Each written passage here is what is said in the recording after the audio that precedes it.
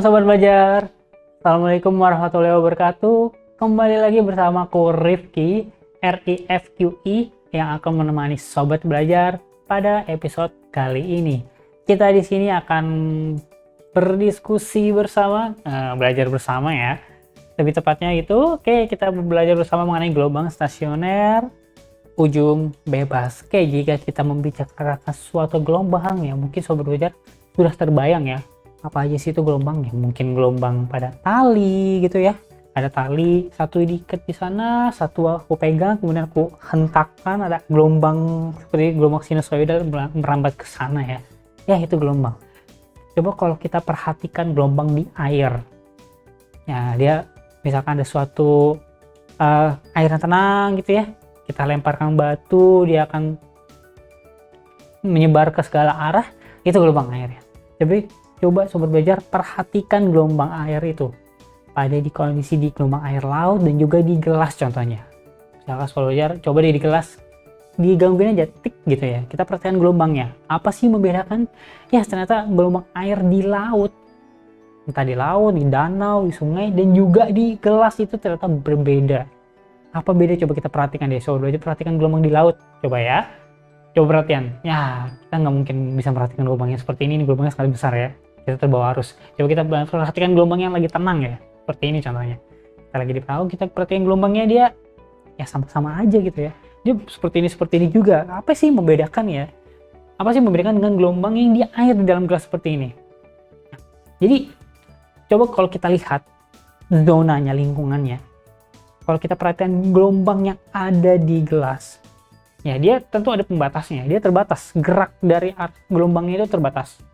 Berbeda hal dengan di laut, dia sangat luas. Jadi misalkan ada di danau atau di laut kayak gini ya, kita ganggu, gelombang itu akan merambat ke segala arah.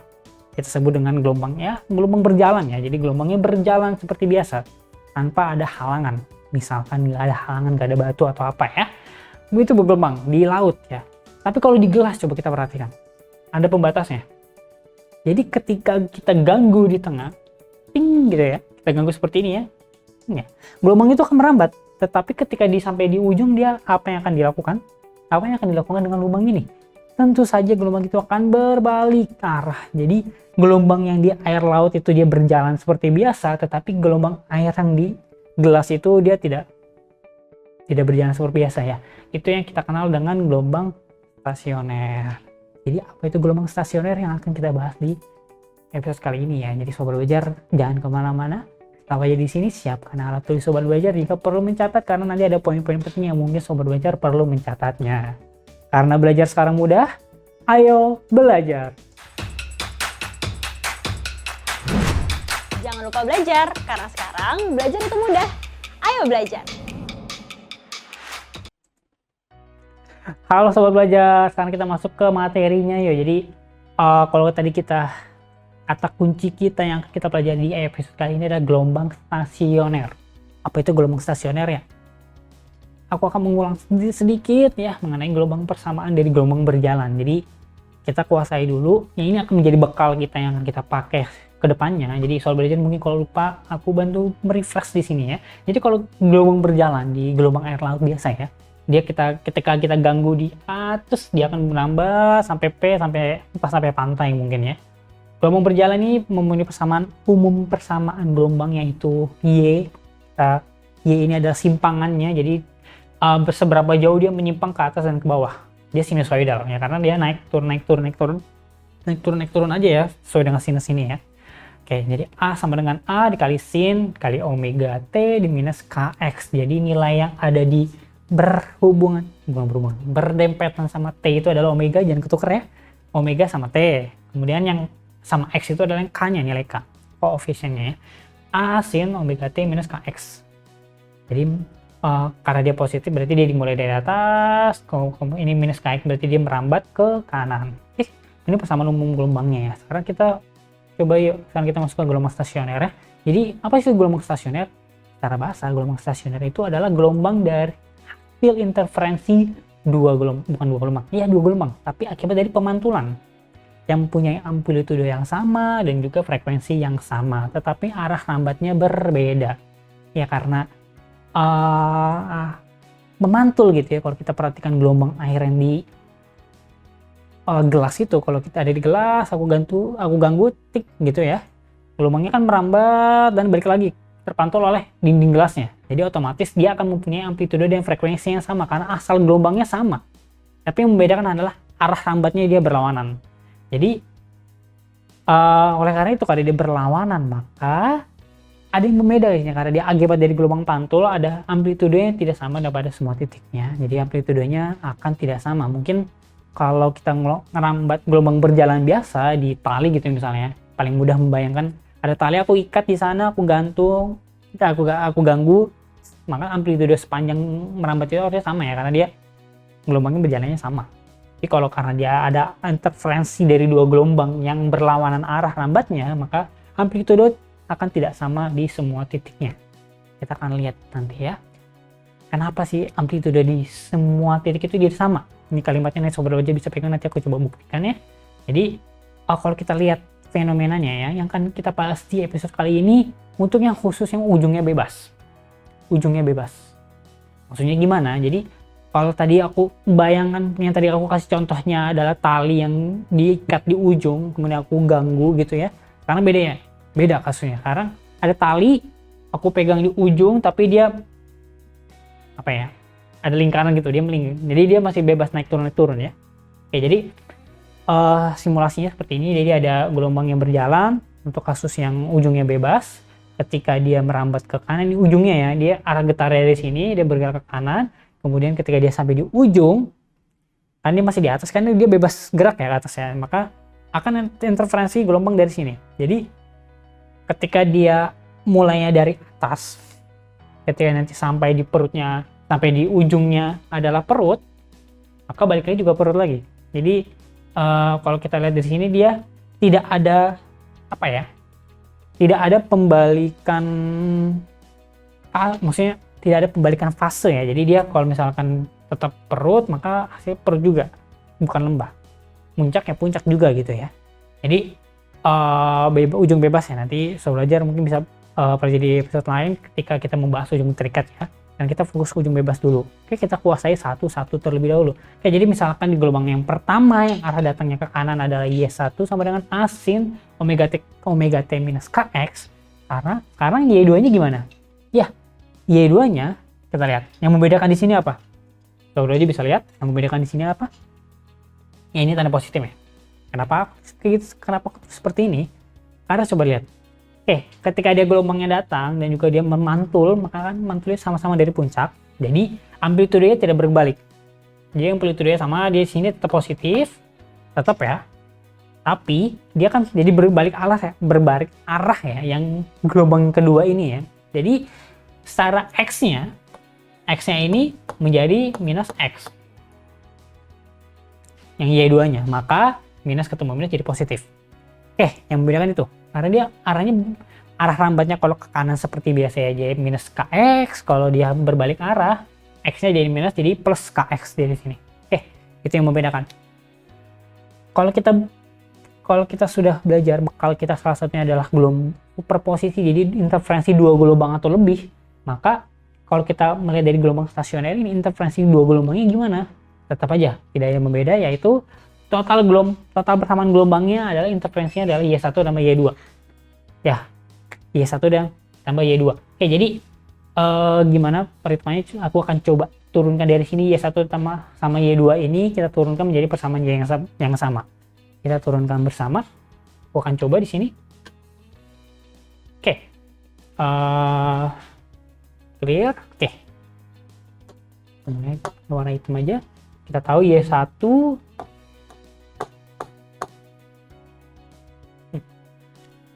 coba pindah kanan.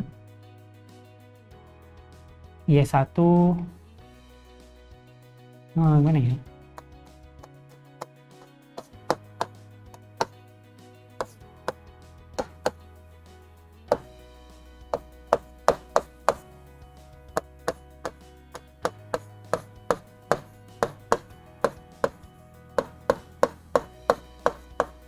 Aku tulis dulu Y1 dan Y2-nya di sana di kanan. Asin omega T minus Kx, yang kedua Y2 adalah asin omega T minus positif Kx. Jadi persamaan interferensi gelombangnya kita tambahkan aja ya. Jadi nggak aku kasih langsung rumusnya udah jadinya. Nah, sobat belajar kita turunkan bersama supaya sobat belajar punya bayangan. Nanti kalau suatu saat sobat belajar lupa, ya bisa cari sendiri gitu ya.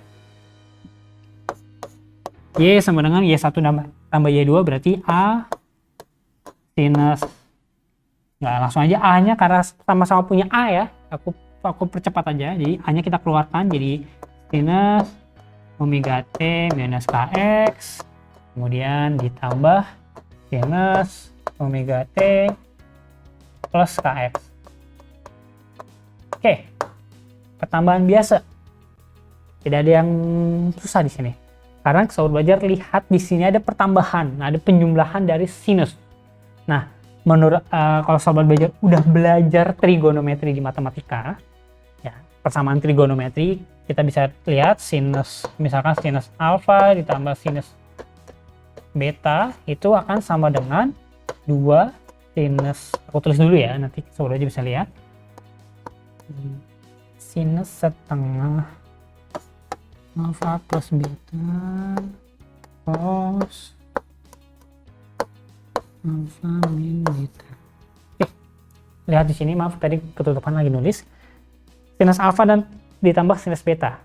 Ya, di matematikanya persamaan trigonometri sobat belajar harusnya udah tahu ya. Sama dengan 2 sin setengah alfa tambah beta dikali dengan kosinus setengah alfa minus beta. Oke, kita menghitung persamaan ini, kita aplikasikan di sini yang kita punya. Jadi bekal kita nggak hanya cuma persamaan gelombang aja, nggak hanya fisikanya aja, kita juga punya bekal matematika yang baik di sini untuk mata pelajaran fisika ini. Jadi sobat belajar, untuk kamu yang merasa masih nggak suka sama fisika dan matematika, tolong diubah jadi sekarang. Cobalah mulai perlahan menyukai matematika, fisikanya ini juga akan lebih lancar ya. Nah, kita coba di sini, kita hitung warna hitam sama dengan A dikali dengan 2 sinus alfa plus beta. Berarti alfanya ini omega T min Kx ditambah omega T plus Kx. Oke. Kemudian dikali dengan kosinus setengah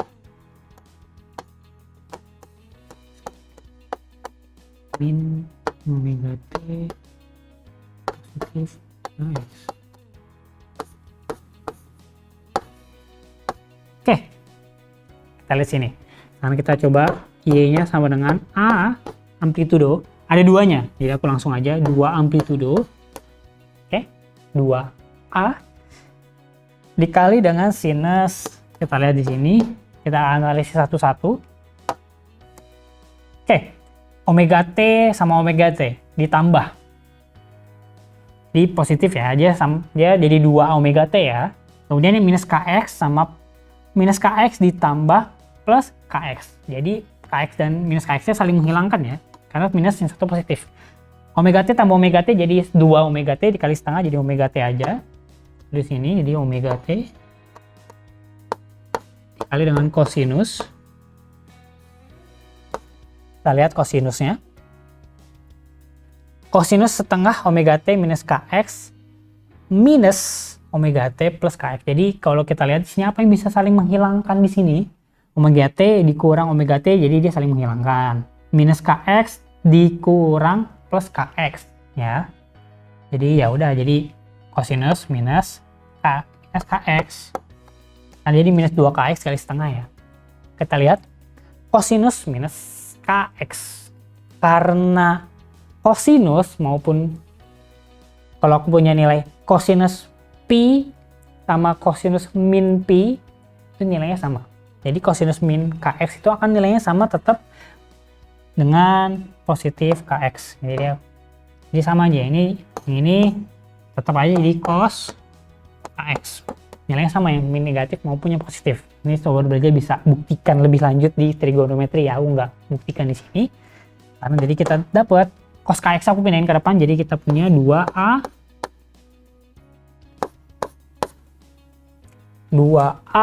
cos Kx dikali dengan sinus omega T. Jadi ini dia persamaan baru kita di gelombang stasioner ujung bebas. Dicatat ya. Y sama dengan 2A cos kx dikali sinus omega T. Kenapa yang ini aku bilang ya, karena ini nilai amplitudenya ya. Ini omega T-nya itu gelombangnya. Jadi amplitudenya ini, yang kiri semua 2A sama cos kx. Sinus omega T-nya yang bergantung sama waktunya aku pindahin ke kanan. Jadi ini dia persamaan baru kita. Untuk interferensi untuk stasioner, gelombang stasioner ujung bebas ya. Jadi kalau misalnya kita belajar ujung terikat, ada yang berbeda di sini ya. Kita nggak bahas sekarang, kita bahas fokus di ujung bebas. Beda di sini ya. Sekarang kita balik lagi ke materi kita yang tadi. Oke. Setelah kita turunkan tadi ya, kita turunkan bersama, maka kita dapat persamaan yang baru, Y sama dengan 2A dikali cos kx sinus omega T. Perhitungan aku benar ya. Alhamdulillah perhitungan kita benar ternyata ya. Oke, jadi persamaannya ini, ingat K-nya itu apa? Selalu aja mungkin kalau udah K itu nanti kita dapat 2pi per lambda, omeganya itu Sobat Belajar sudah menguasainya. Sekarang kita coba aja yuk pakai di soal nomor 1 kita. Oke, jadi di soal nomor 1 ini Sobat Belajar bisa lihat di depan, kita kerjakan bersama ya. Kita memiliki suatu persamaan dari gelombang stasioner di depan ini. Kita lihat. Oke, Y sama dengan 0,2 cos 5pi x dikali sinus 10pi t. Kita tulis ya, kita tulis persamaan umumnya biar nggak lupa. Y sama dengan 2A cos kx sinus omega T. Oke, yang ditanya di sini apa? Suatu gelombang stasioner mempunyai persamaan berikut. Y dan X dalam meter dan juga T dalam second. Jarak antara perut dan simpul yang berurutan. Jadi kalau Sobat Belajar bayangkan, imajinasikan ya, ini fisika penuh ada imajinasi juga, bayangkan gelombang seperti ini ya. Oke, jadi gelombang bebas. Misalkan gelombang datangnya dari sini. Ini ada tiang, ada talinya. Jadi talinya ini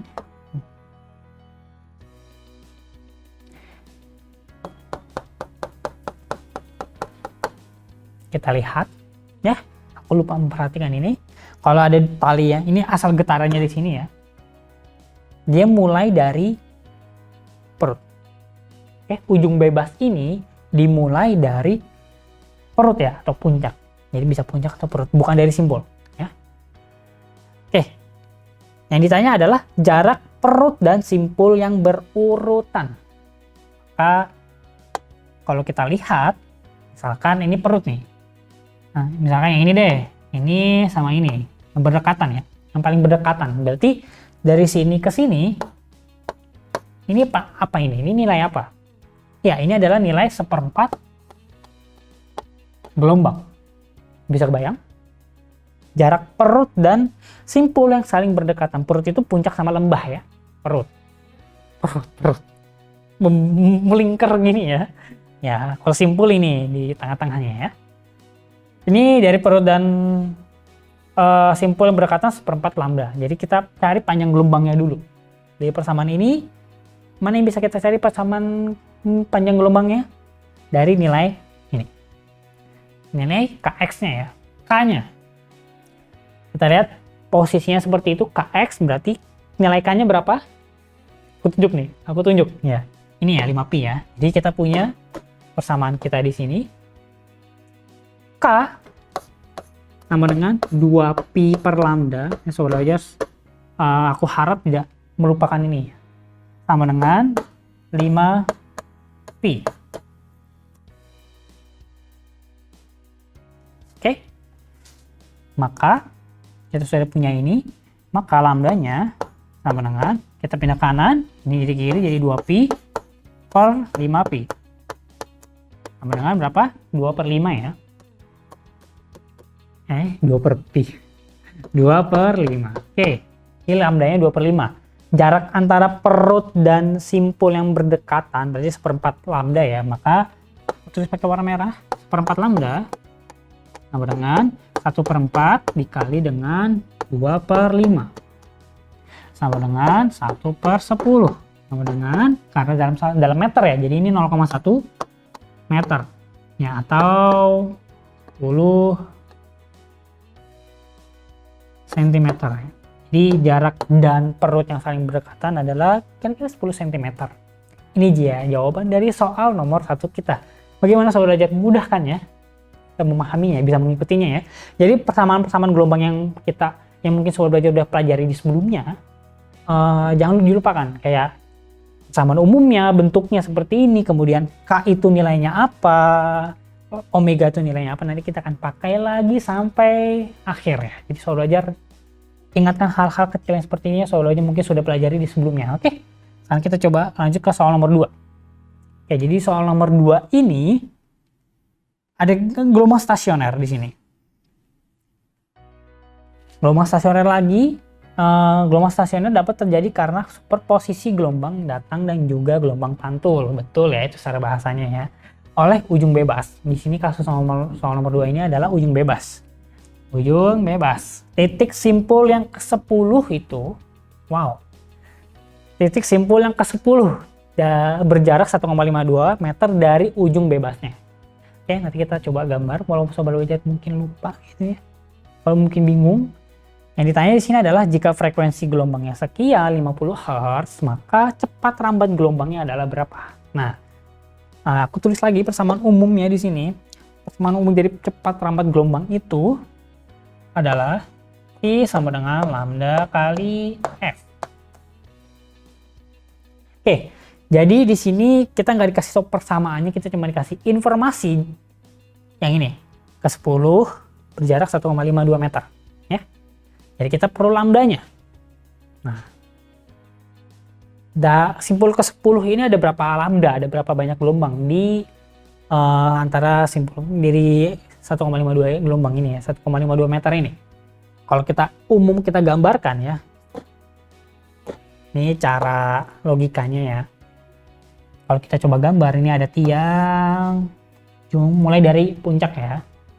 Kemudian ya ini talinya aku kasih warna hijau aja biar beda.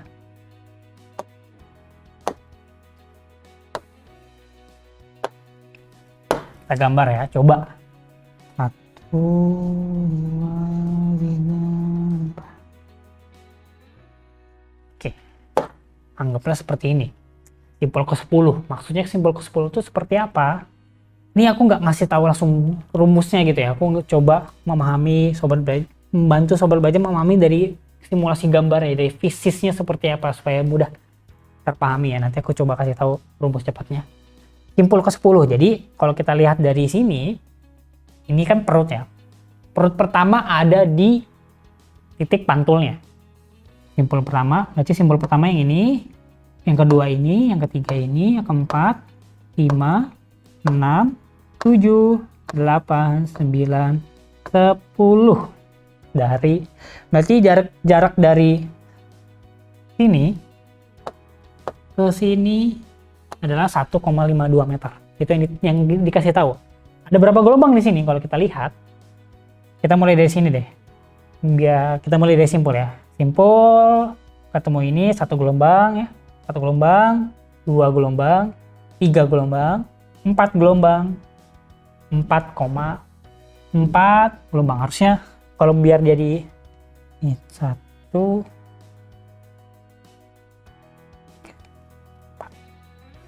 harusnya 5-nya di sini ya. Harusnya 5-nya di sini. Tapi kan ini kan di belakang ya, overload. Jadi 4,75 gelombang. Jadi kita tahu 4,75, 3/4 gelombang adalah 1,52 meter. Jadi lambdanya adalah, ini aku langsung 4,34 ya. Jadi lambdanya adalah 1,52 dibagi dengan 4,75 meter ya. Ini kira-kira berapa?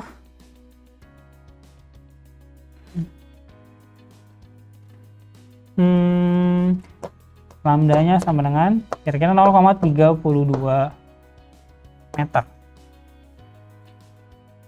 0, 1,2, 1520, 3, 2. Oke, 0,32 meter itu panjang gelombangnya ya. Oke, terus kita sudah tahu panjang gelombangnya. Sekarang gimana kita mencari cepat rambatnya? Nah, kita langsung masukin aja rumus ini ya. Kita udah punya di depan. Jadi V-nya adalah lambda dikali dengan F. Lambdanya adalah 0,32 dikali dengan 50. Maka V-nya adalah 16 meter per second. Oke, jadi cepat rambat gelombang di soal nomor 2 kita ini adalah 16 meter per second ya. Sobat Belajar udah paham ya gimana cara mensimulasikan, cara membayangkan gambar ini ya. Jadi biasanya di kasus ini biasanya ditanya tuh simpul ketiga atau simpul keempat, masih bisa kita gambar lah ya.